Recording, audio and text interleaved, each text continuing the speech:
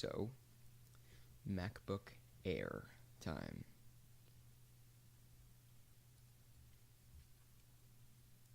Okay, so the MacBook Air, again, I don't know if it was any big differences. I think it was just general processor and graphics updates, except I think all the big features that they added to the MacBook Pro with Retina display is what they added here. They did not add Retina display to this. But I think I think it was the new type of adapter. Okay, I don't know if you could hear that, but my rabbit just had a seizure or something. Okay, um, yeah. So yeah, they added the backlit keyboard to the MacBook Air, FaceTime HD camera. Um, yeah, so this new adapter for the really thin design that was in the Retina display MacBook Pros, and yeah, so these are the new things that they're talking about, right? So they're not calling it Retina display, but they made it a higher resolution, right? I think they made the resolutions on the MacBook Airs much better quality than they used to be. And oh my god, they are so light. Because the 11-inch, it's like under a pound or something. I don't know, or at least that's feels like it's under a pound. I don't remember what it actually is.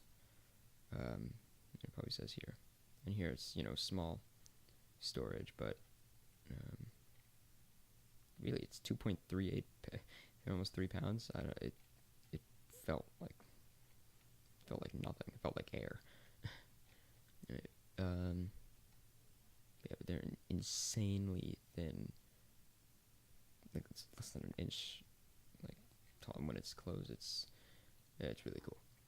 So again, here let's do the maxed out 11-inch and the maxed out 13-inch. So the 11-inch, you can go. So 11 inches, and if you want it to be as small as possible, like it's really small, you can. This really small, compact thing, you can actually get a dual-core i7 at 2 gigahertz, with the turbo boost up to 3.2, which for something this size, they would normally not be able to hold something like that. It's incredible. And RAM, 8 gigs at 1600 megahertz. That's very good. You can get 512 flash storage. And and you could then add a USB super drive. And all of these in this 11-inch, very fast for something this compact. Not even $2,000. So that's very, very good. Now, if we look at the 13-inch, okay, this for some reason looks exactly the same. Dual core i7, 2.0 gigahertz, 3.2 gigahertz turbo boost, 8 gigs of 1600 megahertz RAM, 512 flash storage, and a super drive. I'm pretty sure this is exactly what I just did with the 11-inch. And from what it looks like, it's about the same. Okay, so just from this quick observation, what it seems like is that if you were to max out the 11-inch and max out the 13-inch, they're basically the exact same price. I think it's the exact same specifications, only the 13-inch has an extra 2 inches of the screen.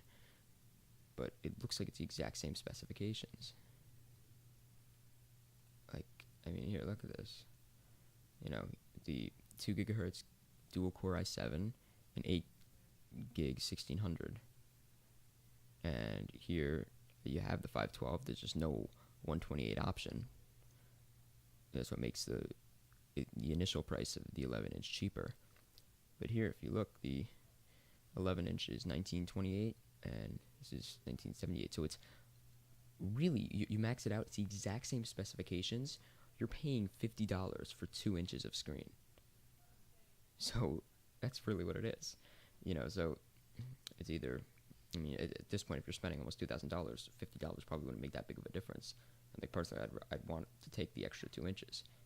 The only reason why, maybe someone would only want an 11-inch because it's more compact, but honestly, this 13 inch is extremely tiny as well, and I don't think that would be an issue.